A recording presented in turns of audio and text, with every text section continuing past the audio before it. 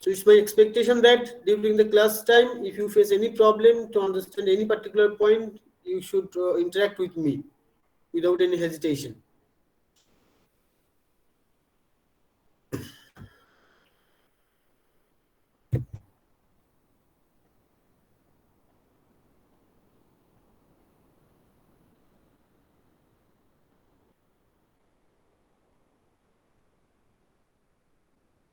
One minute.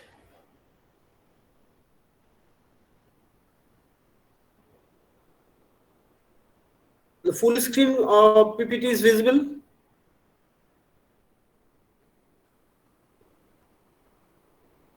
Hello. Yes, sir. Yeah, it is visible. Yes, sir. Going to start the first class for the particular subject, applied electromagnetics. I think I have to admit someone is trying to join. Please wait.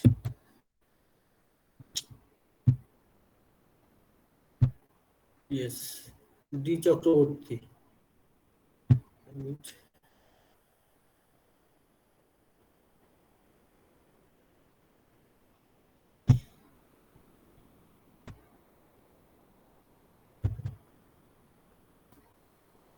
So the paper code is RP 4.1.3.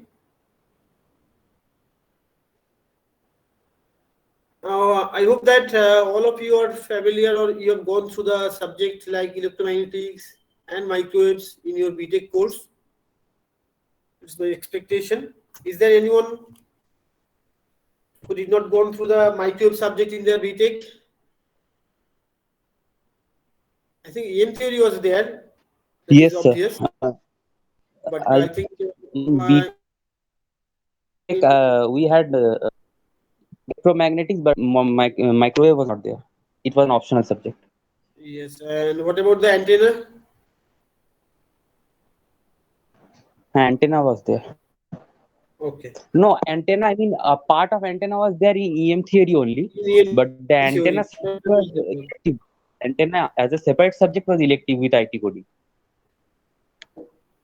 Anyway, no problem. As you have gone through the electromagnetic subject, electromagnetic waves, so you have a basic idea about the electromagnetic waves and electromagnetic fields. So in this particular course, we will basically learn about the advanced part related with the electromagnetic wave propagation. Like we are familiar with the electromagnetic wave propagation in the free space, but we are not familiar with the electromagnetic wave propagation into the materials or like anisotropic materials. Those things will be discussed. At the same time, different types of computational methods will be discussed in this particular course. So these are the modules of this particular course that will be covered by me. First, I will cover the basic of electromagnetic waves. That includes the Maxwell's equations, boundary conditions, Poynting theorems, and the wave equations. And particularly that wave equations I am talking about, this is valid for the isotropic media. In module 3, we will discuss about the wave propagation in the anisotropic media. Next, in the second module, we will discuss about the polarization of electromagnetic waves or light waves, because the light wave is also one kind of electromagnetic wave. So we'll discuss about the polarization. We'll discuss about the polarization of plane waves. We'll discuss about the elliptical polarization as well as the circular polarizations and their corresponding applications and their importance. In module 3, that is basically, you can say that is a completely new one to you, that is the wave propagation in anisotropic media. As I have already mentioned that you are familiar with the wave propagation equations in the isotropic media or in free space, but not into the material. So in this particular module, we have to learn about the wave propagation in the anisotropic media. We have to also learn about the dielectric tensors, their wave equations, index of ellipsoid, what is the double diffraction, and different types of optical activity and the Faraday rotations. So these things will be covered in this particular module number 3. And last one, that is the computational method. Nowadays, I think you are familiar with different types of simulation software that deals with the electromagnetic problems to solve. 1 minute, I think is there. Someone is trying to admit.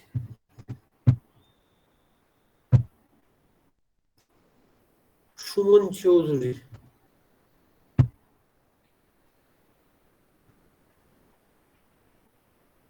That's why it's my request to you, please join the class in time.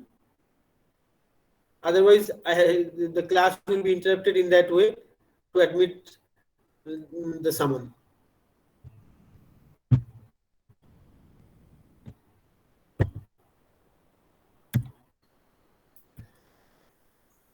So as I'm discussing about the computational methods, these are basically applicable in different simulation software like HFSS, CST, FECO, which are basically deals with the different electromagnetic problems to solve the electromagnetic problems, and those simulation software are basically based on these different types of computational method. Otherwise, either they basically depend on the finite element method or method of moment or finite difference method.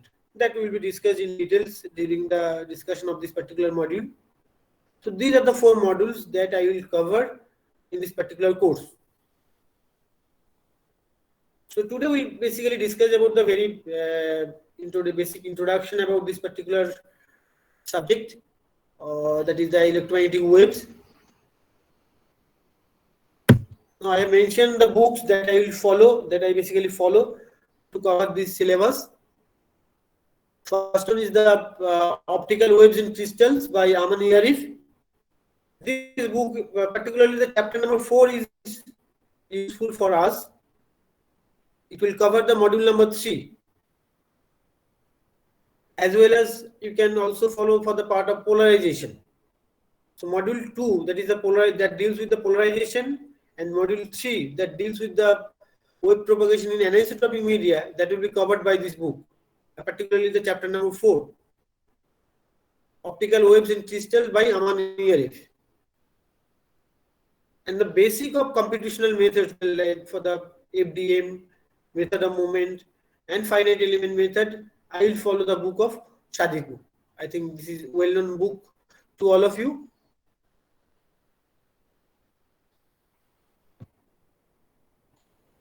So these 2 books I'll follow to cover the 4 module of this particular course.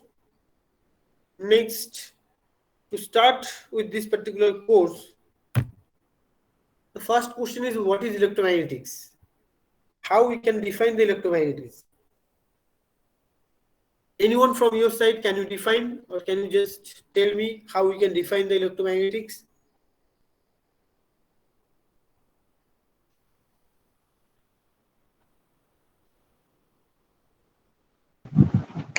A wave which has both electric field and magnetic field perpendicular to each other, and which can propagate with the velocity of light.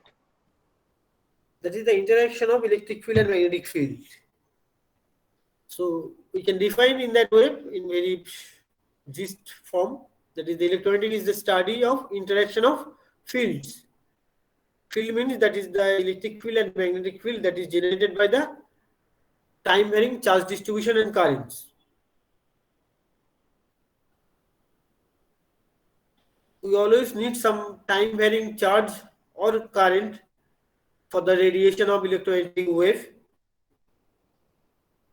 So if there is no variation in the charge distribution and current distribution, there will be no electromagnetic radiations. So electromagnetics means this is basically the study of interaction of the fields like electric field and magnetic field, which are generated by the time varying charge distribution and current distributions. So next question is, what is the significance? what are the different answer we'll get from this particular subject. So from the basic electromagnetics, we learn about what is different fields. Then we learn how the fields are generated by the charge and currents, and how these fields are interact with each other. I will assume that you got the answer of these questions during the course of electromagnetics in your BTech course, because as you know, on the completion of electromagnetic theory, why this electromagnetic theory is important, because this is the base of the subjects like microwaves, radar, antenna, integrated optics, and fiber optics. The basic electromagnetic theory is the base of. Without knowing the electromagnetic theory, you can't move to the microwaves, you can't move to the radar, antennas, etc. So this particular subject, the basic electromagnetic theory, is essential to complete, to move to the higher subjects like microwaves, radar, antennas, and fiber optics. Now with this basic discussion, I will just go through the basic historical background on the electromagnetic waves. So if we consider the flow of invention of different electromagnetic theory, we can arrange them sequentially in that way.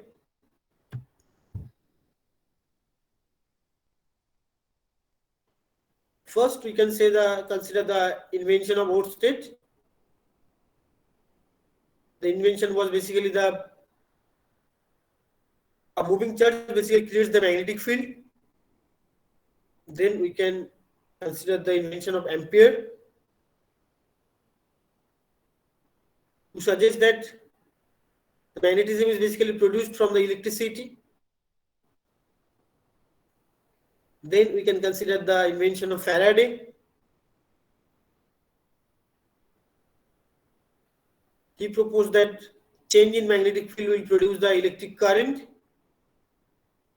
And all these predictions that was summarized by the Maxwell's by his well-known 4 equations, and he also predict the existence of electromagnetic waves. And Hertz is the first man who discovered the electromagnetic waves. That is, he is the first one to produce the electromagnetic wave as well as to detect the electromagnetic waves. The dilemma in the Maxwell's invention was that he was not able to produce the electromagnetic waves experimentally. That was done by Hertz. Now, one by one, we will go in details. Though I have mentioned these 5 in this particular summary table, but we can't ignore the invention of Gauss's, because the charge is the source of electric field. That was first predicted by the Gauss. That is in 1813.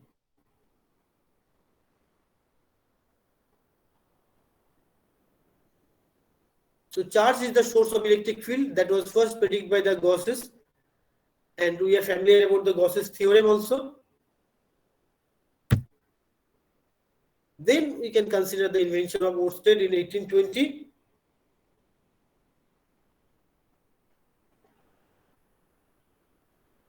His contribution was that the electric current in a wire will produce the magnetic field. That is his experimental setup to establish his prediction that electric current will produce the magnetic field. That was examined by this particular compass. If some electric current is, this is the wire, through which electric current is passing. Due to the high electric current through this wire, there is a deflection in the compass that establishes that the electric current is the source of magnetic field. Next is the invention of ampere.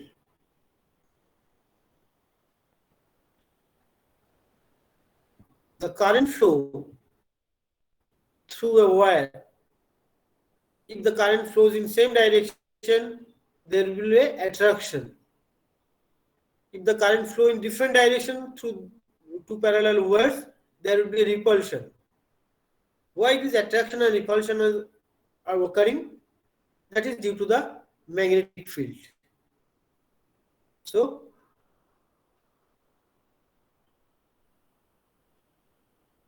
he predicts that current carrying wires will exhibit some force between them depending on the direction of current through the wires.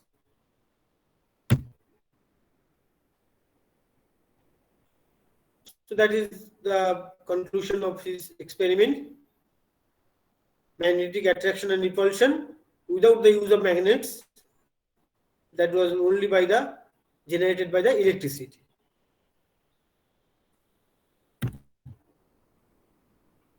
So there are different illustration of production of magnetic field due to the current flow. That is the current flow in a solenoid. That is the magnetic field production due to the current flow in a coil. This is the magnetic field production due to the current flow in a conducting wire. So these are the different illustration of Ampere's experiment.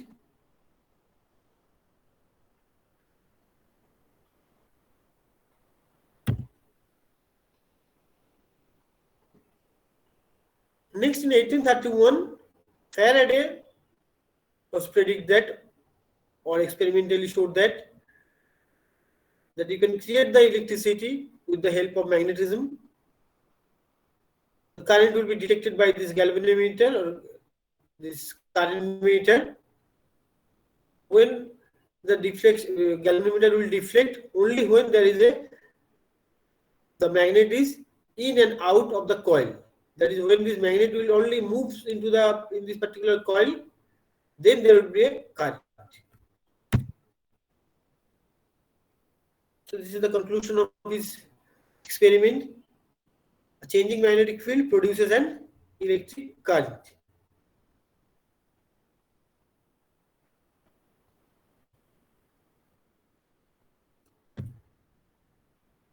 So now we will summarize all these four basic theory of the electromagnetics.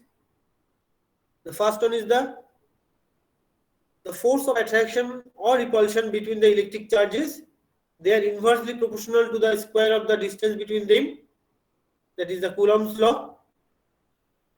The force of attraction or repulsion between the electric charges, because we know that likely charge will at the repulsion, there will be an attraction between the unlikely charges.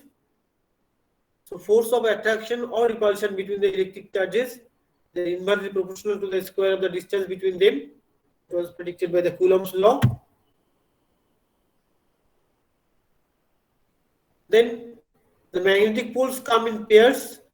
There is no existence of magnetic monopole. Magnetic poles always come in a pair. There will be north, south. Single north pole or single south pole cannot exist. That is the prediction from one of the greatest Maxwell's equations.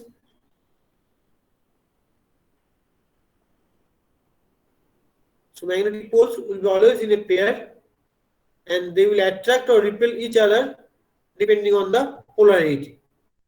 You know that if the polarity is same, there will be repulsion. If the polarity is different, there will be attraction.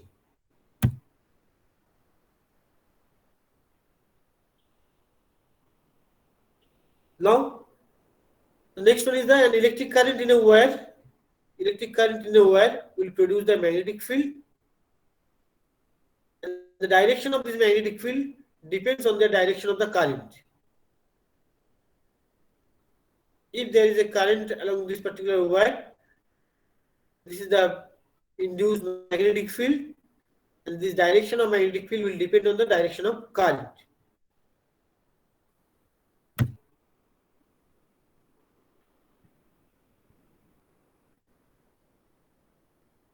Next one is a moving electric field produces a magnetic field and vice versa. That we have already discussed. If there is a movement of the electric field, it will produce the magnetic field, and vice versa is also true. So these are the four basic laws of the electromagnetic theory, one which the entire electromagnetics is based on these particular theories. Next come to the contribution of the Maxwell.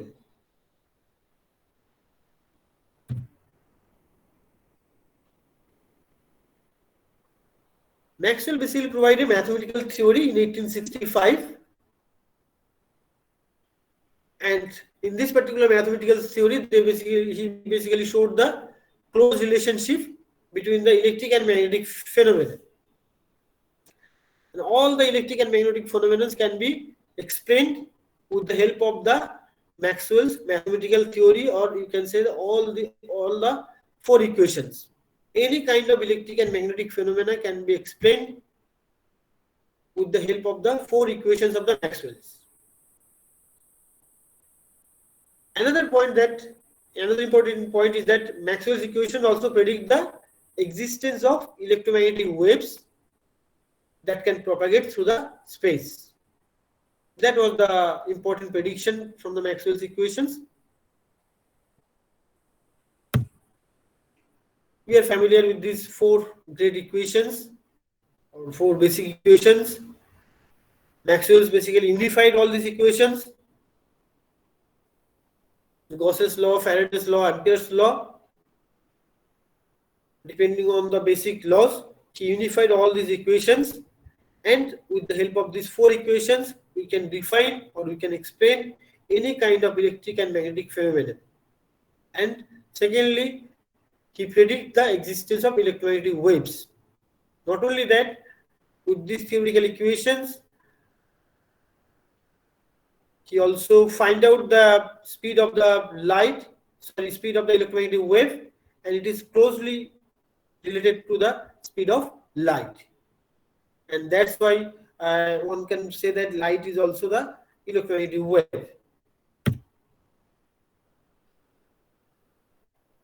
But the problem was that he was not able to prove the existence of these electromagnetic waves through the experimental verifications.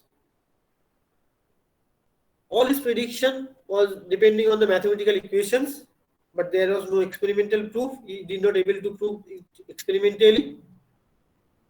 That is, he was not able to produce and detect the electromagnetic waves experimentally in the lab.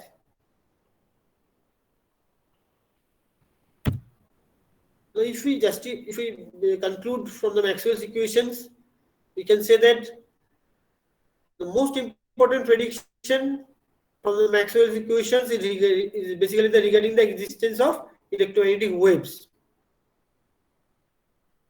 These electromagnetic waves are basically the time-varying electric and magnetic field, and that can propagate into the space. Next important point that was predicted from the Maxwell's equations, that is the speed of the waves, electromagnetic waves. According to these equations, it was very close to the speed of light, and that was obtained from different optical experiments or optical measurements. So this particular measurement was led to a remarkable conclusion that we can say the light is also an electromagnetic wave. And throughout this particular course, we will discuss the polarization considering the light waves because light wave is also an electromagnetic wave. So we will discuss the polarization considering the propagation of light waves. So Maxwell's theoretical works basically unified three main domains, that is the electricity, magnetism, and light. That was his main contribution. With these four equations, he unified all the domains like electricity, magnetism, and light. Now, till now, is there any doubt or confusion regarding any point?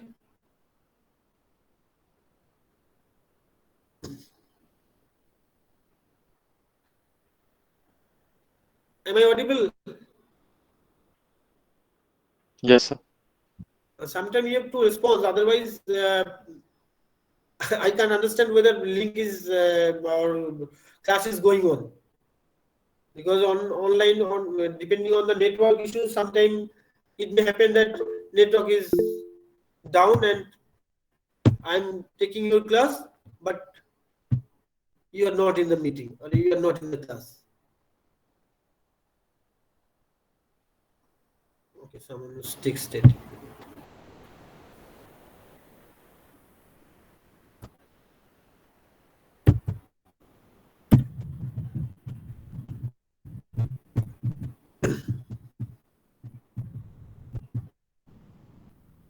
Next, come to the lacuna of the Maxwell's equations that was overcome by Heinrich Hertz by his great experiment. He was the first man to produce and detect the electromagnetic waves. But his experiment was limited within the laboratory. That is very important point. His experiment was limited in the laboratory. And his experiment was around 1887. And he was able to generate and detect the electromagnetic waves, but the wavelength was of the order of few meters. So we can say that the Hertz was the first man to verify the basic prediction of Maxwell's equations, that is, electromagnetic waves can be propagated through the space. For his experimental verification in the lab, he basically used this type of spark gap transmitter. Spark gap transmitter means there are two conductors, C and C, where he applied very high voltage, and due to this very high voltage, the spark was generated at this particular gap. Now, this is the illustration of the corresponding experimental setup. This is the source through which he applied to these two conductor, to circular spherical conductor, very high voltage. There is a gap between these two conductor, and once he applied the very high voltage, spark was generated. Now, to determine the generation of electromagnetic wave and to detect the corresponding electromagnetic wave at a particular distance, he used this particular receiver, loop receiver. This is nothing but a conducting wire with certain gap. In this particular figure, this placement is not correct. That gap should be on the same line with this particular gap in the transmitter section. This is the transmitter section. There is a gap between the two conductor, and the gap of this receiver will be on the same line, like in this particular setup. So there is a loop receiver. This is basically a circular conductor with certain gap at this point. These two gaps are on the same line. Now, after applying this very high voltage between these two gaps, he used a receiver, this kind of loop receiver with certain gap at a particular distance, and he connect one LED. At the time there was not LED, but he connect some bulb, and that particular bulb was glow. That means due to this high voltage, spark is generated. This spark is nothing but the electromagnetic wave, which is transmitted through the space, through the air, and at some distance he kept a receiver which detect the corresponding electromagnetic wave, and the glow of this particular bulb is the proof of detection of electromagnetic wave. The point to be noted that particular detection, production and detection of the electromagnetic wave was limited in the lab experiment. It was not demonstrated publicly. And the wavelength that was of the few meters. The same kind of experiment was done by Sir J.C. Bose in Presidency College. In his experiment, he also able to detect, he also able to generate and detect the electromagnetic waves.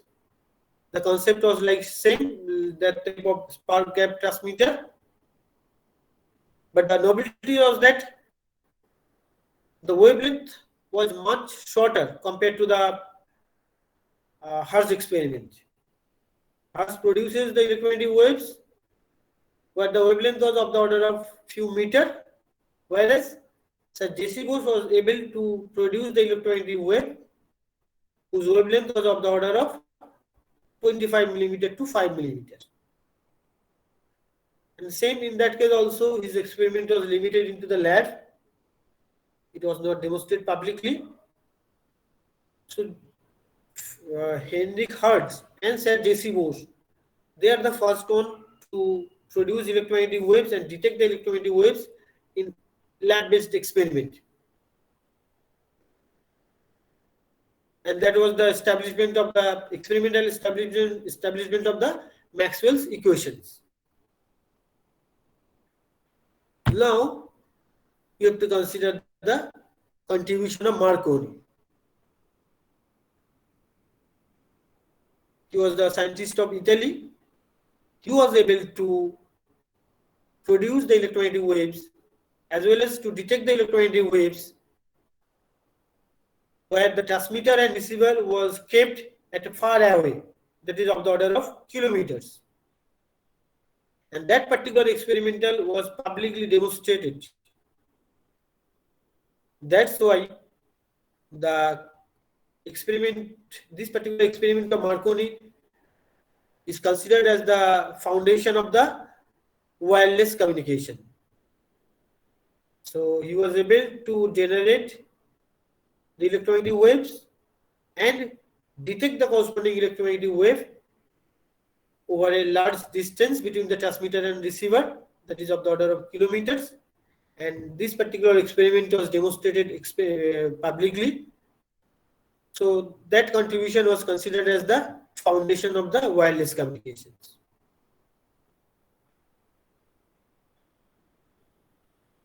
So with this, these are the, we can say, the flow of contribution of different great scientists in the field of electromagnetic theory. One by one, we have seen that how the electromagnetic waves are generated and the corresponding electromagnetic wave is transmitted through the space, which is the basic foundation of the wireless communications.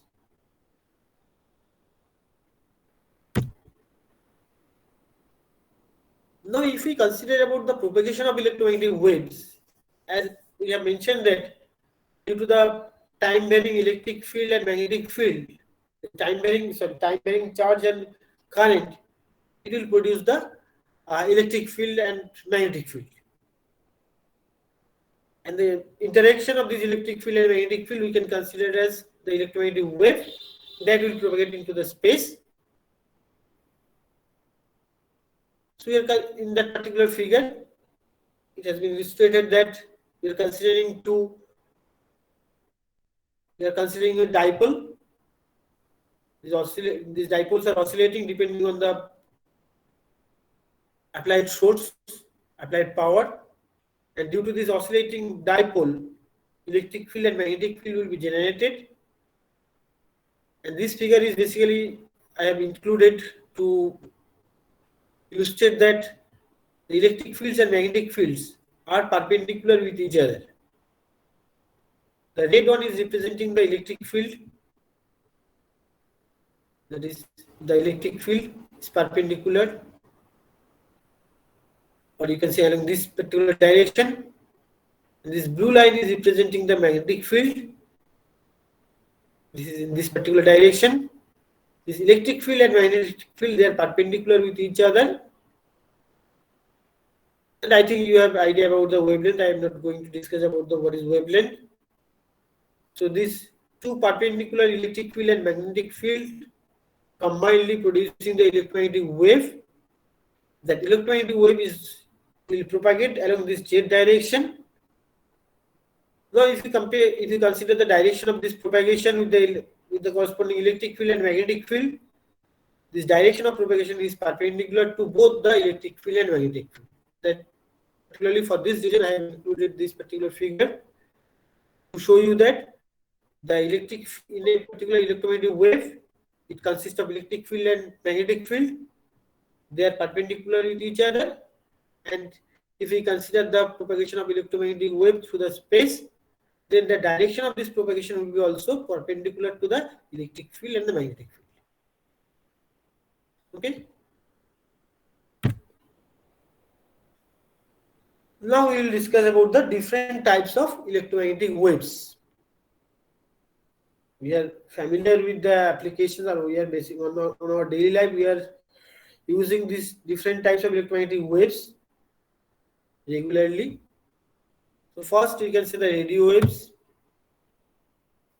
microwaves, infrared, that is the visible light, ultraviolet ray, X-ray, and gamma ray. So if we consider the entire electromagnetic spectrum, the different sections are named accordingly, different name. These are the corresponding names: radio waves, microwaves, infrared, visible light, ultraviolet ray, X-ray, and gamma rays.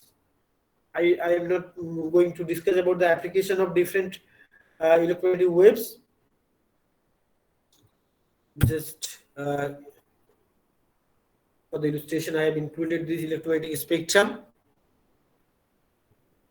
radio waves, microwaves, infrared, ultraviolet, X-ray, and gamma ray. So as we are moving from left to right, wavelength is decreasing, but frequency is increasing. As well as we are moving from higher wavelength to lower wavelength, we are moving to the in the direction of higher energy.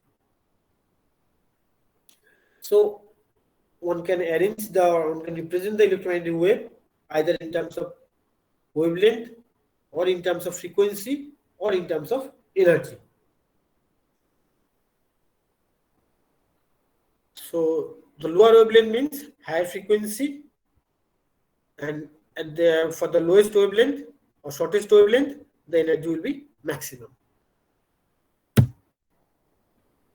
These are the different bands. We need to familiar with the different bands also. The different frequency range is named accordingly. That is extremely low frequency, very low frequency, low frequency. There are corresponding frequency range or wavelength that are mentioned in this particular tabular form. Medium frequency, high frequency, very high frequency, ultra high frequency, super high frequency, and the extremely high frequency. Apart from that, you have to also know the microwave frequency range, millimeter wave frequency range, that are not mentioned in this particular tabular form. Also, you have to be familiar with the X band, C band, L band. So with this, these are the basic preliminary discussion about the electromagnetic waves.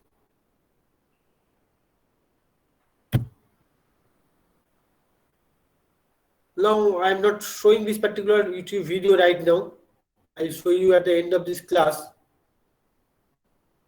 I think it will be helpful for you to know how the electromagnetic waves are transmitted into the space, and how an antenna works. Very simple and very beautiful video to understand the electromagnetic wave propagation through the antennas.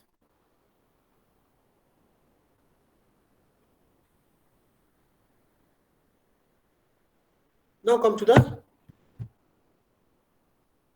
one by one detailed discussions about the Maxwell's equations.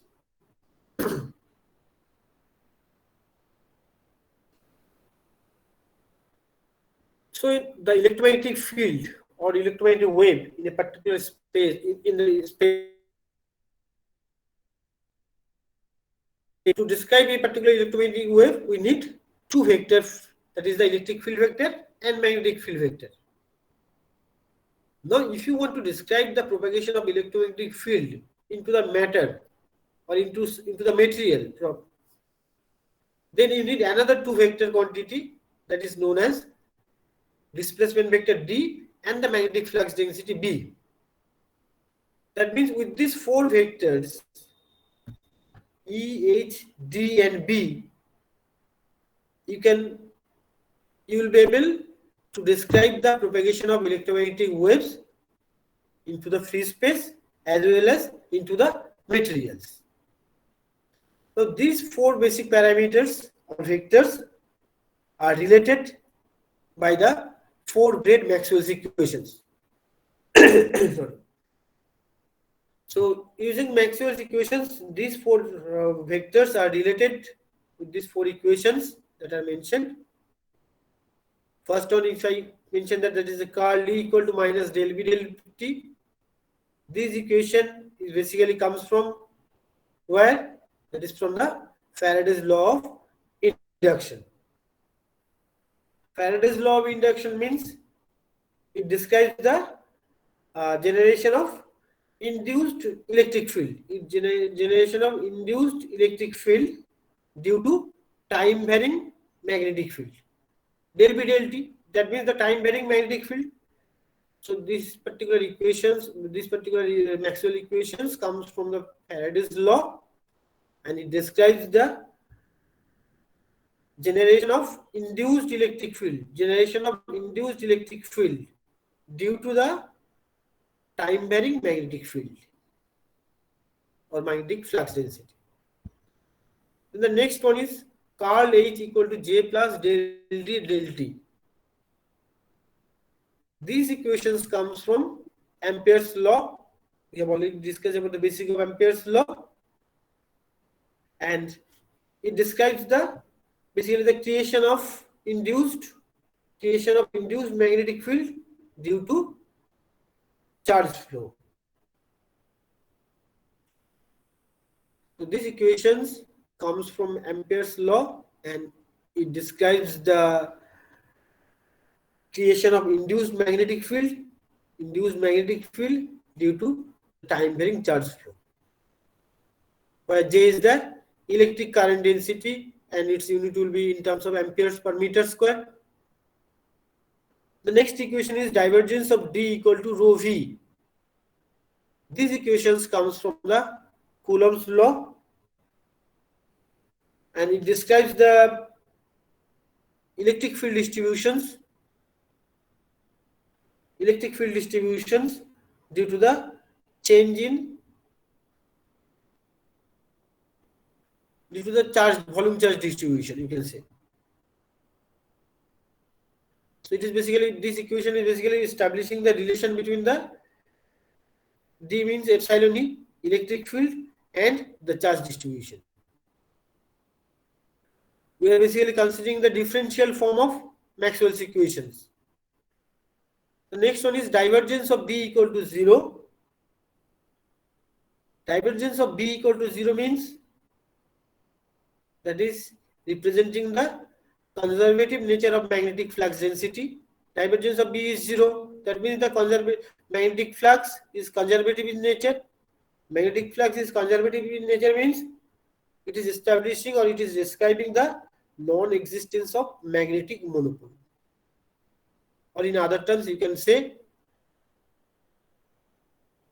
non-existence of free magnetic monopole. magnetic monopole cannot exist. So these are the background of four basic Maxwell's equations in differential form. Now we know that to deal with the different problems in electromagnetic theory, we need to know the boundary conditions that will be discussed later. So with the help of these four equations, you can describe the propagation of electric field and magnetic field through the space, through the free space,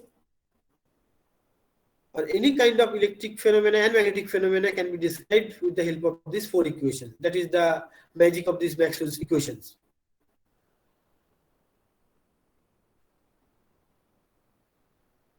And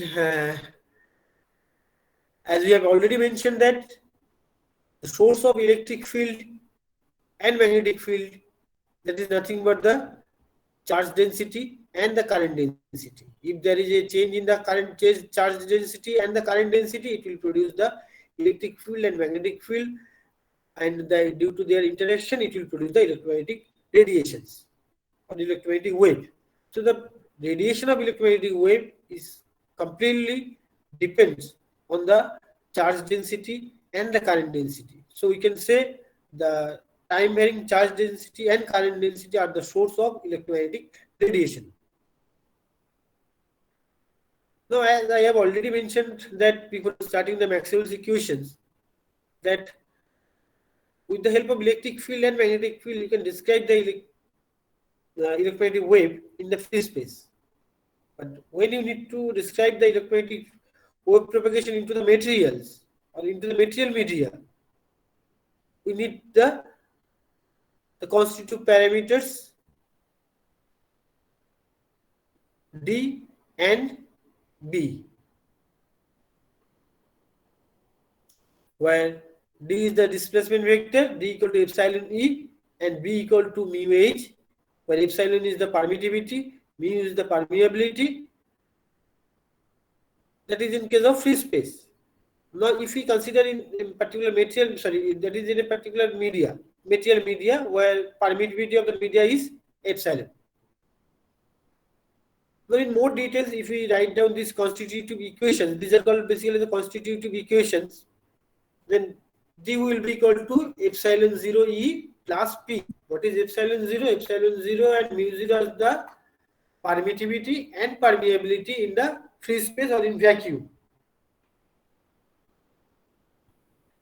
What about the P? P is the electric polarization and M is the magnetic polarization. So when we have to discuss about the electromagnetic wave propagation in the anisotropic media, these two parameters will be very crucial. These electric polarization and magnetic polarization. That means if we have to include the polarization of the wave propagation to describe the electromagnetic wave propagation through the materials, then we need to include these two parameters of DSD. That is the P and M that describes the polarization of the electromagnetic wave. P is the polarization, that is electric polarization, and M is representing the magnetic polarization. And in that case, this epsilon is also known as dielectric tensor of rank 2. What is tensor? Why it is rank 2? I will discuss in details when I will discuss about the wave propagation in the anisotropic media. Now, as we know that to deal with the different problems of the electromagnetic theory, we need to apply the boundary conditions, because boundary conditions is important to solve our electromagnetic problem or electromagnetic equations. Is it visible from your end? I think it is little bit hazy. It's visible, sir. Yes, sir. Okay. So we'll just go through the boundary conditions. I think these you are also familiar with these different types of boundary conditions that are applied to solve the Maxwell's equations. So these are the first two boundary conditions. we are considering two media. One is defined as media 1, another is defined as media 2, and N is representing the normal component. So between these two media, the normal component of magnetic flux density are equal. B1n or B2n means, it is mentioned here, B2n and B1n means B2 dot n cap, where n cap is the unit vector along this normal. And the difference between the two displacement, normal component of the two displacement vector, displacement current, that will be equal to rho s, where rho s is the surface charge density. So from this first two boundary condition, we can say that the normal component of the magnetic flux density at the boundary surface are equal, or they are always continuous. From the second equation, we can say the difference between the normal component of displacement vector that is equal to the surface charge density. The difference between the normal components of the electric displacement vector is equal to the surface charge density. So these are the two boundary conditions in terms of normal components. Now if we consider the tangential component,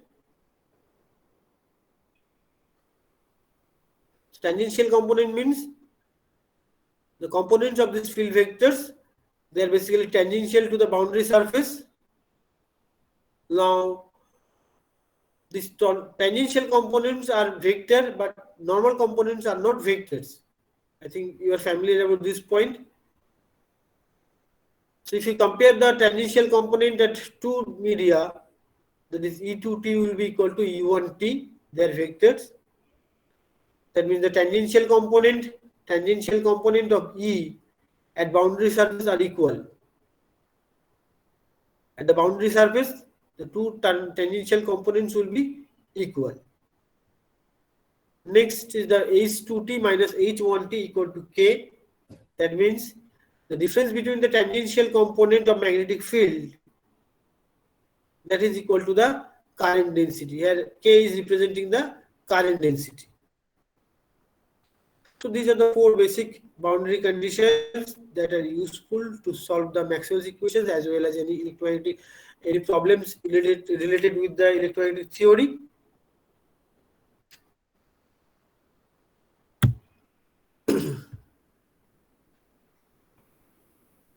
Next, we are going to discuss about the energy flow due to the electromagnetic wave propagation through a particular point or through a particular surface. As you know, the electromagnetic wave is propagating from one point to another point means electromagnetic wave means it has some frequency, it has some wavelength, that means it has some energy. So when one electromagnetic wave is propagating from one point to another point, that means energy is transferred from one point to another point. So what should be the relation between this energy transformation or energy flow from one point to another point? That can be also obtained from the Maxwell's equations. And finally, the equations that will be obtained from the Maxwell's equations related to the energy flow, that will leads to the Poynting theorems. So the energy flow due to the electromagnetic wave from one point to another point, that was described by the Pointings. That's why it is known as Poynting theorem. Now to derive the Poynting theorem, you can start with these two Maxwell's equations, or you have to start with these two Maxwell's equations. Curl E equal to minus del V del T and curl H equal to J plus del D del T. So to derive the Poynting's theorem from the Maxwell's equation, we are starting with these two Maxwell's equations. Now if you apply the dot product or dotting E to the equation 2, we can write down equation 2 in this particular format. E dot curl H equal to equal to minus J dot D plus E dot del D del T. So there is a, I have simplified this equation in equation 3, E dot del T. E dot del D del T means half of del T of E dot D.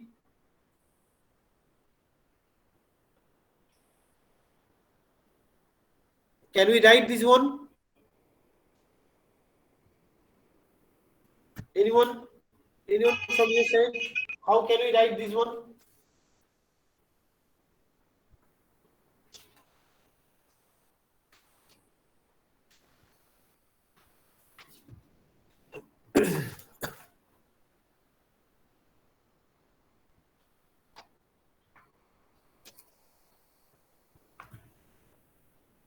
Can you explain how we can write this one?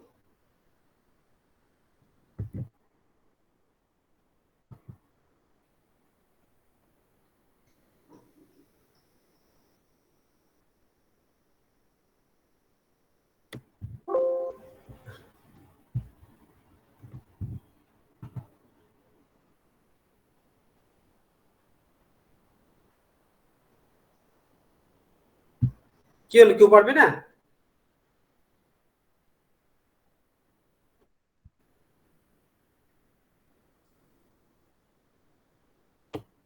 Say if we write d dt, it is very difficult to with the d dt of E dot D. How we can write down this one? I'm not marking using the vector notation. How we can write down these equations? That is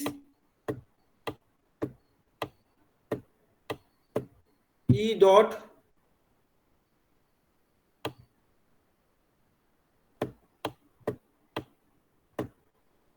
dd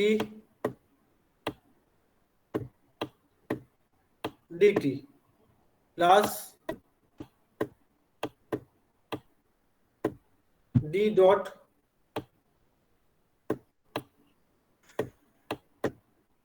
de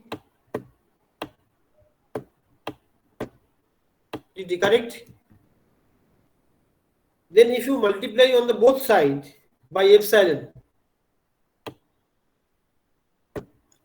if you multiply on both sides by epsilon, then it becomes epsilon d dt, and we know d means epsilon e, d equal to epsilon e, so it becomes e square.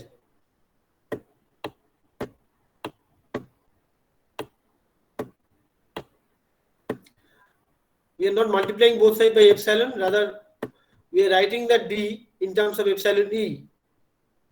So this will be becomes epsilon e, epsilon e into del e or dt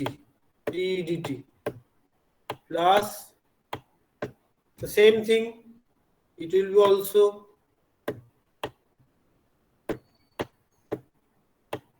epsilon e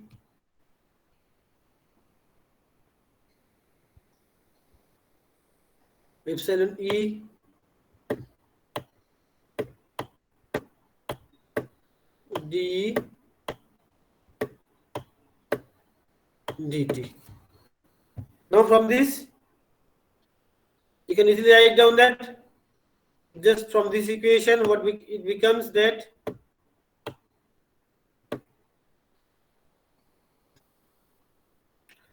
d dt of e dot d, that is equal to 2 into this. So from this equation you can easily write down that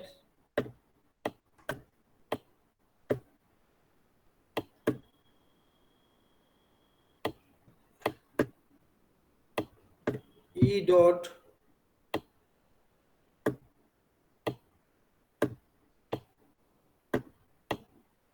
এগুলো সবই করে এসছো তোমরা, Poynting থিওরেমের proof তো আগেই করেছো। E dot dt equal to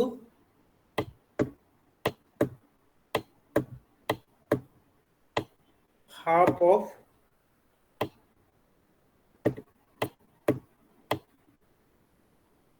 about del d del t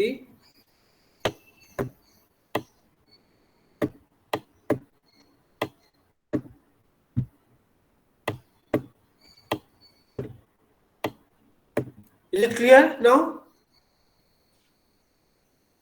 Yes, sir. So particularly using this point, this E dot del d del t is written as half of del d del t E dot d.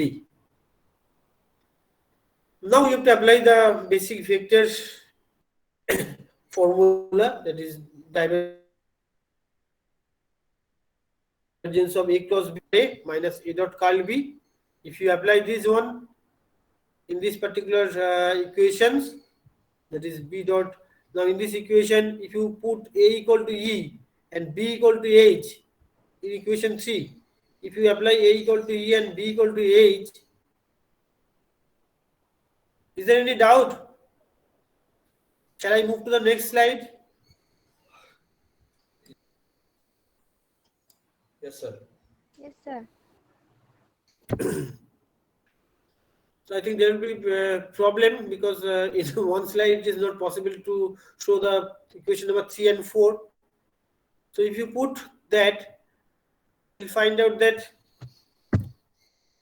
H dot curl E minus divergence of E cross H equal to this one. Now we are applying dot on equation H dot, we are applying H dot on both sides of the equation 1. Equation 1 was that curl E equal to minus del B del T. In the equation 1 we are applying the H dot on both sides. So H dot curl E equal to H dot of minus del B del T. Now this minus del B del T can be written down in that form, half of, sorry, H dot minus del B del T, that can be written as minus of half del T of B dot H. Now, if you put this one in equation 4, it becomes minus of divergence of E cross H, that is equal to J dot E plus del T of half of E dot D plus B dot H. Now, what is this E cross H? That is the energy flow. S equal to E cross H. That is the energy flow. That is called. That is also known as the Poynting vector. Its unit is joules per meter square per second. So it becomes divergence of S. Now this negative, due to this negative signs, it becomes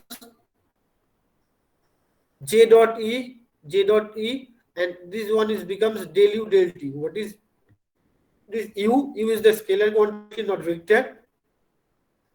That U is basically the half of E dot D plus B dot H. Half of E dot D, means decrease in the stored electric energy, and B dot H means decrease in the stored magnetic energy. So these are the scalar quantity. It is representing the energy density, joules per meter cube. So from this equation, or equation number 5, it is known as the continuity equation, or you can say the conservation of energy. Conservation of energy, why it is called conservation of energy, that will be clear in the next slide. Or that is basically the mathematical form of Poynting theorem. So this continuity equation describes that the energy flow divergence of S, that is equal to minus del U del T minus of J dot E. Now this J dot E, it is, sorry, del U del T, it is representing the rate of decrease in the stored electric energy and magnetic energy. What about the J dot E? J dot E means sigma E, so it is basically representing the ohmic loss. That is mentioned in this next slide. So divergence of S, it is representing the total power leaving a particular volume. If we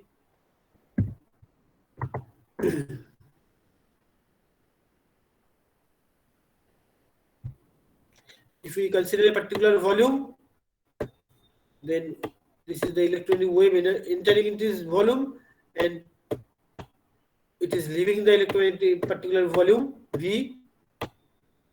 These two will be same. Now this second term, it is representing the rate of decrease of energy stored in the form of electric and magnetic field. And what about this J dot D? That is the ohmic power dissipated into the particular volume. So this is the continuity equations or the pointing theorem. So it states that the net power flowing out of a given volume V, it will be equal to the time rate of decrease in the energy stored in volume V minus the ohmic loss. I think it is described in the now in this equation once again, if you consider D equal to epsilon E, B equal to mu H, then you can rewrite the equation of the continuity equation 5 in different format. Divergence of S S means E cross H. So divergence of S equal to del minus del T, half of epsilon square plus mu H square minus sigma square. It was J dot E, J E means J equal to sigma E, so it becomes sigma square. Now, if you consider the volume integral on both sides, so it becomes divergence of E cross H dV equal to this one. It's simply the integral form, surface integral on the both sides, sorry, volume integral on the both sides. Now, if you apply the divergence theorem means this is the volume integral. If you convert it into the surface integral, it becomes E cross H dot ds. So in this equation, if you apply the divergence theorem, it will be E cross H dot ds. That means total energy flow through a particular surface S, that is equal to rate of decrease of stored electric energy and stored magnetic energy into the particular space and minus the ohmic loss. So first one, we have seen the pointing theorem in differential form. Now you can also write down the pointing theorem or the conservation of energy in terms of volume integral. After writing into the volume integral form, if you apply the divergence theorem, you can write it in terms of surface integral form also. Sir একবার slide number 27 এ যাবেন 27 side number তো আমি দেখতে পাচ্ছি না sir এর আগেরটা হ্যাঁ এটা এরপরে পরের স্লাইডটা একবার যাবেন হ্যাঁ তো স্যার প্রথম যে লাইনটা আছে ইকুয়েশন 4 ওটা H dot del cross E আছে আর নেক্সটটা del cross E cross H আছে তো এটা E dot del cross H হওয়ার কথা না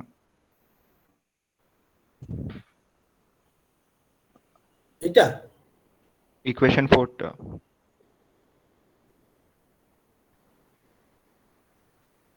H dot H dot del cross E আছে আর minus E dot del cross H হওয়ার কথা না এই ফর্মুলার অনুসারে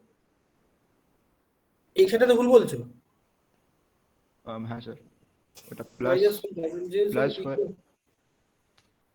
plus sign the plus sign দাঁড়াও এটা আমরা পাচ্ছি from the previous applying the vectors equations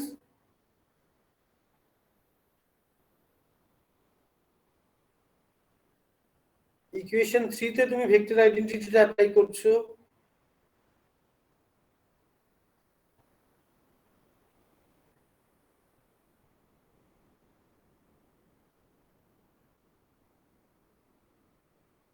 divergence of E cross H কোথায় গেল divergence of E cross H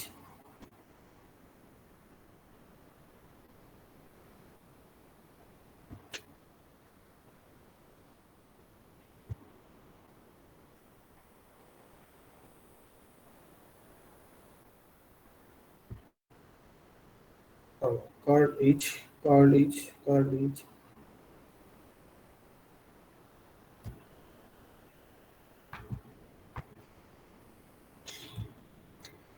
E dot curl H, মানে এইটা E dot curl H, B dot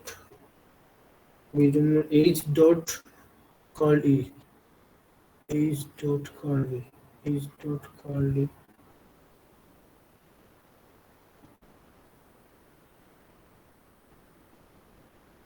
না দেখো ঠিকই আছে।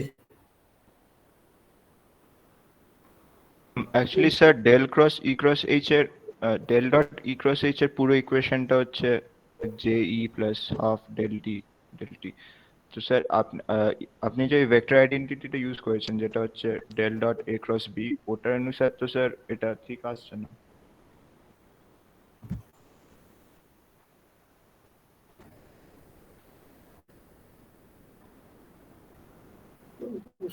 ই dot curl H, E dot curl H এই একটা স্লাইড থেকে আরেকটা স্লাইডে মুভ করার জন্য এটা সমস্যাটা দেখা দিচ্ছে।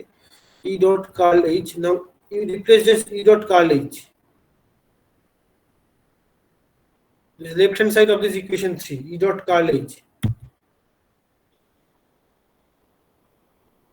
না না স্যার, ঠিক আছে ঠিক আছে, ওই একটা হ্যাঁ বল, কিছু হ্যাঁ একটা ঠিক বলবো আছে না, তো জাস্ট এই স্লাইডে যখন পাশাপাশি ফেলবে তখন এই অসুবিধাটা থাকবে না। হ্যাঁ, হ্যাঁ ঠিক আছে। একটা স্লাইড থেকে একই স্লাইডে দেখা যাচ্ছে না, তো সেই জন্য সমস্যা হচ্ছে। I think there is no problem. Anyway, so this is the illustration of the Poynting's theorem. If we consider a volume and if we consider the power in or the electromagnetic wave entering into this particular volume, then we have to consider the rate of change in the stored electric energy.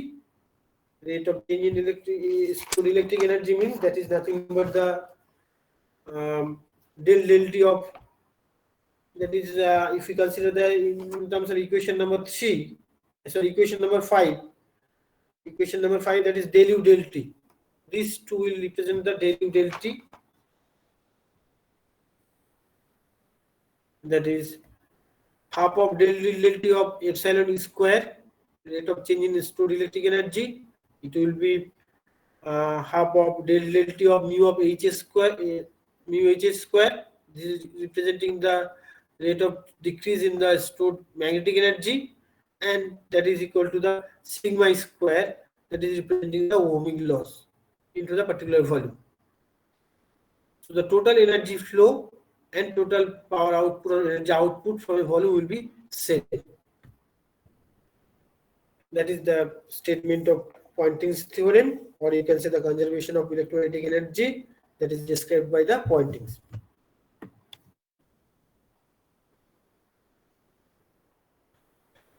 So with this discussion about the Poynting's theorem, now I'm moving to the 470. Okay, it will be covered. I think you are familiar with these wave equations in the isotropic media. Are you familiar with this? Try to memorize.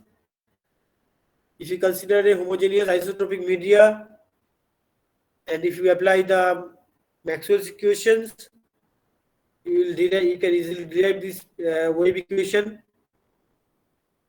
So these are the two wave equation. When electromagnetic wave is propagating through an isotropic medium. So we are not going to derive or discuss the details about these two wave equations for the isotropic media. Rather, we will concentrate on the derivation of wave equations for the electromagnetic wave propagation in the anisotropic medium. Okay, so we are not going to in details about the wave equation for isotropic medium. Now the phase velocity is also another important parameter, so we'll just flashback on this particular point. If we can represent a plane wave. How we can represent a plane wave? By this simple equation we can represent a plane wave. Psi equal to e to the power I of omega t minus k dot r, where k is the wave vector, r is the position of the corresponding electromagnetic wave, r is describing the position of the electromagnetic wave in the free space, omega is the frequency, angular frequency, t is the corresponding time instant. And we know that the wave vector is related with the angular frequency and the permittivity and permeability with this equation, that is omega root of mu epsilon. Now if we consider the constant phase, that is, it's basically, it is psi equal to e to the power I theta. Theta equal to omega t minus k dot r. So theta is the phase of theta is representing the phase of this corresponding electromagnetic wave. Now if we consider the phase is constant, that is omega t minus k dot r equal to constant. Now if you apply the derivative, you can easily find out the phase velocity. So as we are considering the phase is constant, that means the wave that is propagated on a plane, that should be normal to the wave propagation vector k at any instant t. And the corresponding plane, that will be called a plane with constant phase. If we consider the phase is constant, that means this equation is determining a plane which is normal to the propagation vector k at any instant or at any time t. That means any plane with constant phase can be said or can be called as the constant phase plane. This plane with constant phase is perpendicular or is normal, sorry, it's normal to the wave propagation vector k. Now if we consider the wave that is propagating with a constant phase and it is traveling in a particular direction of k is the wave propagation vector, so the wave is propagating in the direction of k cap. So what will be the phase velocity? We can easily find out that phase velocity equal to omega by k. Phase velocity means d at dt. If you find out, if omega t is constant, so if you apply the derivative, so the phase velocity is d at dt. D at dt becomes omega by k.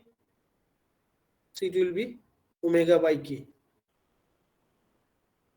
So that is called the phase velocity of the wave. So to find out the phase velocity of the wave, first we have to consider the plane with a constant phase. That's why we have considered this phase part of the wave equation. Phase part of the wave equation means theta equal to omega t minus k dot r, theta equal to constant. So that particular plane is called the plane with constant phase, which is normal to the wave propagation vector k. Now if you apply the derivative, you can easily find out the phase velocity of the corresponding wave on this particular plane. So phase velocity Vp equal to Vp becomes omega by k. Now we can write down this phase velocity in different form. As you know, Vp equal to omega by k, where k is the wave number, and we know that lambda equal to 2 by k, so it becomes lambda equal to 2 pi into Vp by omega. Now in free space, with the help of this phase velocity, we can characterize the medium. So Vp equal to omega by k. Now as we know that k equal to omega root of mu epsilon, so it becomes 1 by root of mu epsilon. This is the phase velocity in a particular medium with a dielectric permittivity of epsilon and permeability of mu. Now if you want to find out the phase velocity of the electromagnetic wave in a vacuum, what should be the phase velocity of the electromagnetic wave in vacuum? That should be equal to the velocity of light c. What is c? C equal to 1 by root of mu epsilon 0 mu 1 by root of epsilon 0 into mu 0.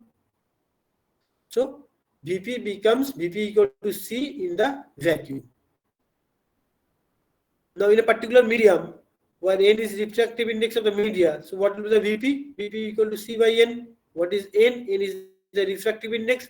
That will be ratio of these two parameters, epsilon into mu by epsilon 0 into mu 0, where epsilon 0 into mu 0, epsilon 0 and mu 0 are the parameter for the vacuum. In the same way, you can find out the impedance of the free space. Impedance of the free space means root of mu by epsilon, that is in ohms. And what about the impedance of the free space or vacuum? That is of the order of 377 ohm. You can also find out from this equation that is given root of mu 0 by epsilon 0 into root of mu r by epsilon r. It will be of the order of 120 pi by root of epsilon r. So it will be of the order of 377 ohms. I will stop my discussion up to this, because after that I have to discuss about the polarization of light waves or polarization of electromagnetic waves. That will be discussed in the, I will discuss it on the next class. Now, before going to the introduction section and the attendance part, I want to share the YouTube video that I have mentioned at the beginning of the class. I think it will be helpful for you to understand the basic of electromagnetic wave radiations through the antenna.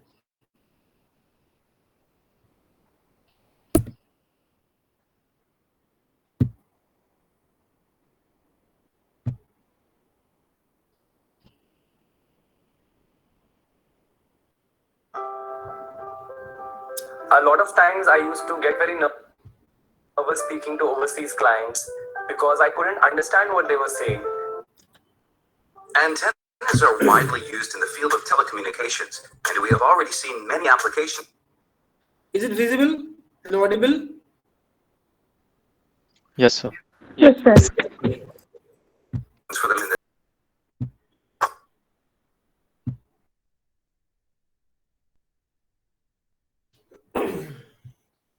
So I think the video is interesting to you. Yes, sir. Yeah. Now, if you have any doubt regarding this video, I will discuss it on the next class. Now, before that, please switch on your videos